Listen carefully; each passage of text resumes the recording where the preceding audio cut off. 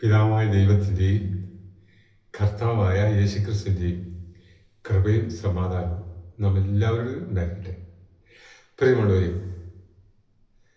ഇന്ന് നമ്മൾ വളരെയധികം ശ്രദ്ധിക്കേണ്ട ഒരു കാര്യം, നമ്മൾ ഈ സുവിശേഷ പ്രസംഗമൊക്കെ ധാരാളം കേട്ടിട്ടുണ്ട്. എവിടെ നോക്കിയാൽ, ലോകത്തിൽ എവിടെ നോക്കിയാലും ധാരാളം സുവിശേഷ പ്രസംഗം നമുക്ക് കേൾക്കാൻ സാധിക്കും. ലോകത്തിൽ ഏറ്റവും കൂടുതൽ പ്രസംഗിക്കപ്പെടുന്ന വിഷയം ബൈബിൾ തന്നെയാണ്, ദൈവവചനമാണ്. ഏറ്റവും കൂടുതൽ വിറ്റഴിക്കപ്പെടുന്ന പുസ്തകം, വിതരണം ചെയ്യപ്പെടുന്ന പുസ്തകം ബൈബിളാണ്. ഏറ്റവും കൂടുതൽ ഭാഷകളിൽ വിവർത്തനം ചെയ്തിട്ടുള്ള പുസ്തകവും വിവർത്തനം ചെയ്തുകൊണ്ടിരിക്കുന്നതും അച്ചടിച്ചുകൊണ്ടിരിക്കുന്നതും ബൈബിൾ തന്നെയാണ്. ബൈബിളിനോടും പ്രചാരമുള്ള ഒരു പുസ്തകവും ലോകത്തിലില്ല, ഇങ്ങോട്ട് ഉണ്ടാകാനും പോകുന്നില്ല. ഈ വചനം കേൾക്കുന്ന നമ്മുടെ എല്ലാവരുടെയും വീടുകളിൽ, മിക്കവാറും എല്ലാവരുടെയും തന്നെ വീടുകളിൽ ബൈബിൾ ഉണ്ട് താനും. ബൈബിൾ എല്ലാവരും വായിച്ചിട്ടുണ്ട്, വളരെ ചെറുപ്പം വരെ വായിക്കുന്നുണ്ട്. പക്ഷേ എന്തുകൊണ്ട് ഈ ബൈബിളിലെ വചനങ്ങൾ മനുഷ്യൻ്റെ ഹൃദയത്തിൽ ഫലം ചെയ്യുന്നില്ല? ഈ ബൈബിളിലെ അഥവാ ദൈവവചനമായി മനുഷ്യൻ്റെ സ്വഭാവത്തിന് യാതൊരു മാറ്റവും സംഭവിക്കുന്നില്ല. എന്തുകൊണ്ട്? നമുക്ക് ആ വിഷയത്തെക്കുറിച്ച് അല്പം ഒന്ന് ചിന്തിക്കുന്നത് നല്ലതാണ്.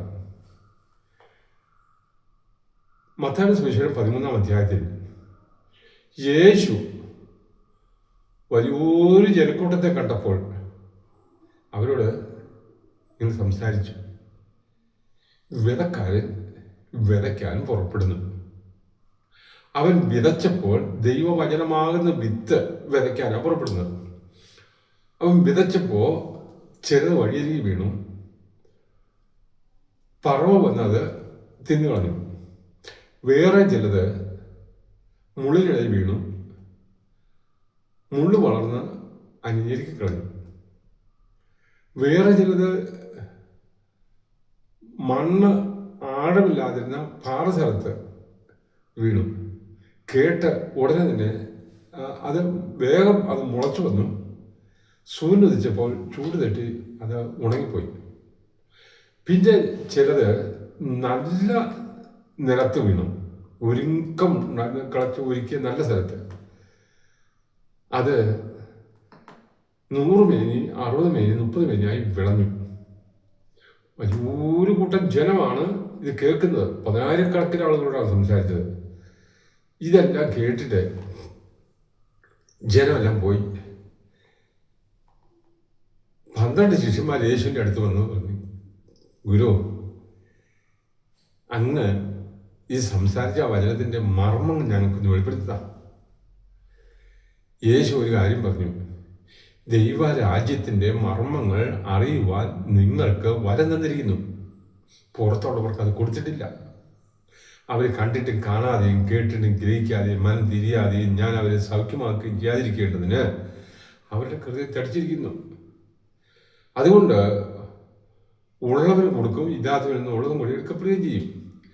അപ്പോൾ ഇവിടെ മത്തായിയുടെ സുവിശേഷം 13-ാം അധ്യായത്തിൻ്റെ 11-ാം വാക്യം, മർക്കോസിൻ്റെ സുവിശേഷം 4-ാം അധ്യായത്തിൻ്റെ 11-ാം വാക്യത്തിൽ, ലൂക്കോസിൻ്റെ സുവിശേഷം 8-ന്റെ 11-ല് ഇവിടെയൊക്കെ യേശു പറയുന്നൊരു കാര്യമുണ്ട്. ദൈവരാജ്യത്തിൻ്റെ മർമ്മങ്ങൾ അറിയുവാൻ നിങ്ങൾക്ക് വരം തന്നിരിക്കുന്നു. ഇത് പുറത്തുള്ളവർക്ക് കൊടുത്തിട്ടില്ല. ഇത് തന്നെയാണ് ഇവർ വന്ന് യേശുവിനോട് ഇതിൻ്റെ മർമ്മങ്ങൾ അറിയാൻ ആഗ്രഹം ചോദിച്ചത് കൊണ്ടാണ് യേശു ഇങ്ങനെ പറഞ്ഞത്. പ്രിയമുള്ളവരെ, ഈ സുവിശേഷത്തിൻ്റെ പൊരുളറിയാൻ മനുഷ്യൻ ആഗ്രഹിച്ചിട്ടില്ല, അന്വേഷിച്ചിട്ടില്ല. അഥവാ അന്വേഷിച്ചാൽ പോലും സദൃശമായി 8-ാം അധ്യായത്തിൻ്റെ 17-ാം വാക്യം പറയുന്നത് ഇങ്ങനെയാണ്: നിങ്ങൾ ജാഗ്രതയോടെ അന്വേഷിക്കുന്നുവെങ്കിൽ കണ്ടെത്തും. ഇതൊരു നിസ്സാര കാര്യമായിട്ട് മനുഷ്യനെ തള്ളിക്കളഞ്ഞതാണ്. ഒന്നാമത് വചനത്തിൻ്റെ ഈ ദൈവവചനമാകുന്ന വിത്ത് മനുഷ്യൻ്റെ ഹൃദയത്തിൽ മുളയ്ക്കാത്തത്. എല്ലാ മനുഷ്യൻ്റെയും ഹൃദയത്തിൽ ദൈവം വചനമാകുന്ന വിത്ത് വിതയ്ക്കുന്നുണ്ട്. പക്ഷേ അപൂർവം പേരുടെ ഹൃദയത്തിൽ മാത്രമേ അത് മുളയ്ക്കുന്നുള്ളൂ. ഈ ദൈവവചനമാകുന്ന വിത്ത് നമ്മുടെ ഉള്ളിൽ മുളയ്ക്കാനും വളരാനും തടസ്സമായി നിൽക്കുന്നത് പാപമാണ്. ഏതെങ്കിലും വിധത്തിലുള്ള പാപസ്വഭാവം മനുഷ്യനിൽ കുടികൊള്ളുന്നിടത്തോളം കാലം ദൈവവചനമാകുന്ന വിത്ത് മുളയ്ക്കുക. നിഷ്കളങ്കരായിരിക്കണം, നല്ല ഒരുക്കമുള്ള ഹൃദയത്തിൻ്റെ ഉടമകളായിരിക്കണം മനുഷ്യൻ. ദൈവം ഹൃദയം പരിശോധിക്കുമ്പോൾ ദൈവവചനമാകുന്ന വിത്ത് ദൈവത്തിൻ്റെ ജീവനാണ്. ദൈവവചനമാകുന്ന വിത്ത് അത് മുളയ്ക്കണമെന്നുണ്ടെങ്കിൽ ദൈവത്തിൻ്റെ സ്വഭാവത്തോട് അനുരൂപപ്പെട്ട് വരണം. അതുകൊണ്ടാണ് ഒന്നാമത്തെ കാര്യം, ഇന്ന് ദൈവരാജ്യത്തിൻ്റെ സുവിശേഷമാണ് യേശു പ്രസംഗിച്ചതെന്നോ അപ്പോസ്തലന്മാർ പ്രസംഗിച്ചതെന്നോ പോലും ഇന്നത്തെ സുവിശേഷം പ്രസംഗിക്കുന്നവർക്ക് പോലും അറിയാൻ മേല. എന്തൊരു കഷ്ടമെന്ന് ഓർത്ത് നോക്കി. അതുകൊണ്ട് സ്നാപയോഹന്നാൻ വിളിച്ചു പറഞ്ഞത് ഇങ്ങനെയാണ്: ദൈവരാജ്യം കാലം തികഞ്ഞു, ദൈവരാജ്യം സമീപിച്ചിരിക്കാൻ മാനസാന്തരപ്പെട്ട് സുവിശേഷത്തിൽ വിശ്വസിക്കുവിൻ.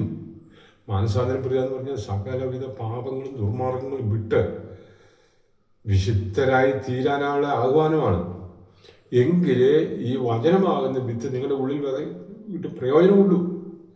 യേശു പ്രസംഗിച്ചതും അത് തന്നെയാണ്: കാലം തികഞ്ഞു, ദൈവരാജ്യം സമീപിച്ചിരിക്കാൻ മാനസാന്തരപ്പെട്ട് സുവിശേഷത്തിൽ വിശ്വസിപ്പിൻ. ദൈവരാജ്യം സമീപിച്ചിരിക്കുന്നു. അതുപോലെ തന്നെ യോഹന്നാൻ വിളിച്ചു പറഞ്ഞു: വൃക്ഷങ്ങളുടെ ചുവടിന് കോടാലി വയ്ക്കപ്പെട്ടിരിക്കുന്നു. നല്ല ഫലം കായ്ക്കാത്ത വൃക്ഷങ്ങൾ എല്ലാം വെട്ടിത്തീരറിയപ്പെടും. നല്ല ഫലം എന്ന് പറഞ്ഞാൽ എന്നാണെന്നറിയോ?